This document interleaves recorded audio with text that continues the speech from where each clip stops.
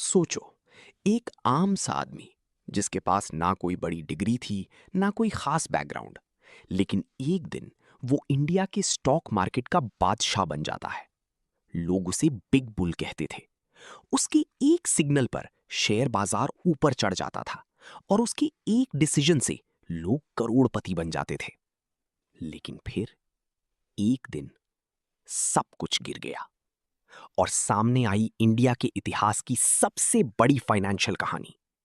ये कहानी है हर्षद मेहता की और 1992 के सबसे बड़े स्टॉक मार्केट स्कैम की इनसाइड स्टोरी। सब कुछ मैन्युअल होता था।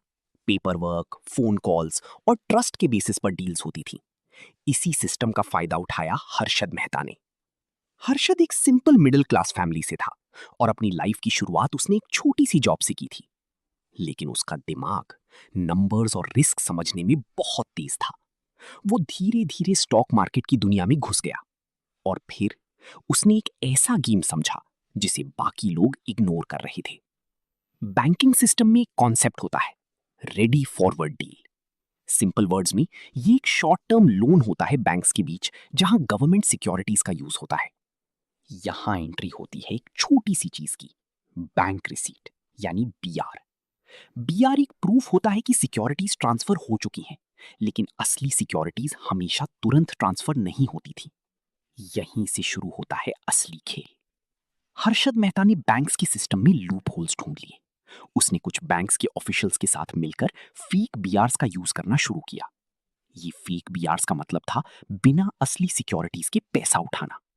और ये पैसा छोटा मोटा नहीं था, करोड़ों में नहीं, बल्कि हजारों करोड़ों में।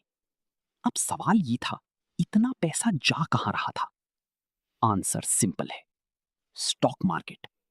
हर्षद मेहता इस पैसा को यूज करता था शेयर्स खरीदने के लिए। जब वो किसी कंपनी का शेयर खरीदता तो उसका प्राइस तेजी से बढ़ने लगता। लोग देखते और बिना सोचे समझे इन्वेस्ट कर देते। ये एक चेन रिएक्शन बन गया।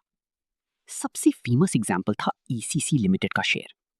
एसीसी का शेयर कुछ ही टाइम में 200 रुपए से बढ़कर लगभग 9,000 रुपए तक पहुंच गया। लोगों को लगने लगा कि हर्षद मेहता के पास कोई मैजिक है। मीडिया ने उसे हीरो बना दिया। उसकी lifestyle, luxury cars, expensive suits, सब कुछ लोगों के लिए इंस्पिरेशन बन गया।